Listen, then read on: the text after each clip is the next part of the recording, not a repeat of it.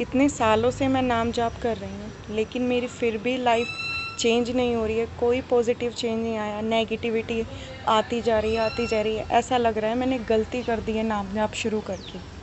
Hello everyone, welcome to my channel learning days 11-11। अगर आप इस वीडियो तक पहुँचे हैं, पहली बात तो ये कि आप एक ब्लेस्ड सोल हैं। अब मैं ये नहीं कहूँगी कि मेरे चैनल पे आ गए तो ब्लेस्ड सोल है, क्योंकि मैं आपको वो बात बताने वाली हूँ जो मिल जाएंगी शायद आपको और यूट्यूब चैनल्स पे, और शायद आपको यहाँ से कुछ और कन्फर्मेशन में मिल जाए। देखो, कुछ ऐसा एग्जाम्पल मैं आपको बताना चाहती हूँ कि मंत्र जाप आपका फलित नहीं हो रहा है या आपको नेगेटिव इम्पैक्ट दिख रहे हैं उसके।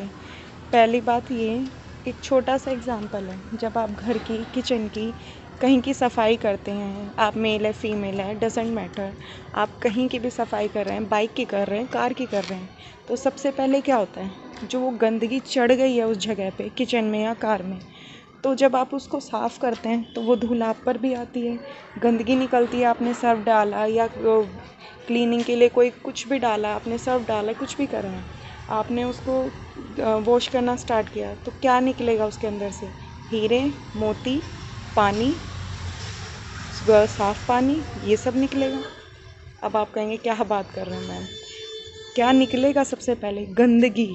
और जितनी पुरानी होगी वो चीज़, जितना उसमें धूल चढ़ा होगा, वो उतना समय लेगा साफ़ होने में।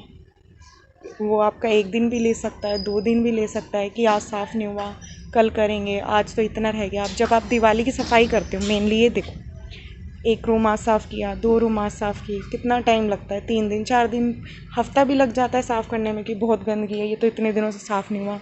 और कुछ ऐसा होगा कि बाहर ही फेंकना पड़ता होगा, साफ़ होता ही नहीं है। तो ये तो आपके कर्मा है दोस्तों, ये आपके सोल की कर्माज हैं। और कितनी पास्ट लाइफ से हैं आप नहीं जानते, आप कितना जी चुके हैं, कितनी पास्ट लाइफ देख चुके हैं, कितने जन्म हो चुके हैं आपके। तो वो जो धूल आपके ऊपर चढ़ी हुई है, उसे भी तो साफ़ होने में टाइम लगेगा। और जब वो धूल निकलेगी तो वो धूल कहीं ना कहीं तो इफ़ेक्ट डालेगी ना। आपको लगेगा कि आपका नेम चैंटिंग मंत्र जाप आपको नेगेटिव इफ़ेक्ट दे रहा है, नहीं। जो नेगेटिविटी आप पर चढ़ रही है, वो चढ़ी हुई है सालों साल से, जन्मों जन्मांतर से, वो निकल रही है। वो निकलेगी कैसे? आपके नेगेटिव विचारों से निकलेगी। आप कुछ नेगेटिव करोगे या आप इमोशनली, फिजिकली, मेंटली, स्पिरिचुअली कुछ ना कुछ नेगेटिव चीज़ें दिखती रहेंगी, होती रहेंगी, वो धीरे धीरे क्लींस होंगी। वो एकदम से सरफेस पे आती है तो आपको लगता है कि मंत्र जाप गलत है और आप मंत्र चेंज कर देते हो, मानते नहीं हो, ये सब कर देते हो। आप कुछ और ले लिया, आप कुछ और बदल लिया। नहीं, जो आपने शुरू कर दिया है, मैंने आपको कुछ पिछली वीडियोस में भी बताया कि कैसे मंत्र जाप करें या कौन सा मंत्र जाप करना चाहिए। आप मेरी और वीडियोस देख सकते हैं। तो जो भी मंत्र जाप आपने शुरू कर दिया है, उसको बंद मत करो किसी के भी कहने पे। आप जानते हो ना कि आपने कुछ गलत नहीं किया है, आप सही कर रहे हो, तो आगे बढ़ो ना, क्यों रुकना है? आप नर्सरी क्लास भी करते हो, LKG, UKG, first, second, third, करते करते 12th, कॉलेज, आगे भी जाते हो आप, graduation, post graduation, master degree, सब कुछ करते हो आप, करते हो ना एक प्रोसेस के साथ। तो ये तो आपने अभी कुछ ही समय हुआ है, किसी को 2 महीने हुए हैं, किसी को 6 महीने, 1 साल, 2 साल, 5 साल, 10 साल, 15 साल, 20 साल, टाइम लगेगा। डिपेंड्स अपॉन योर कर्माज ओनली।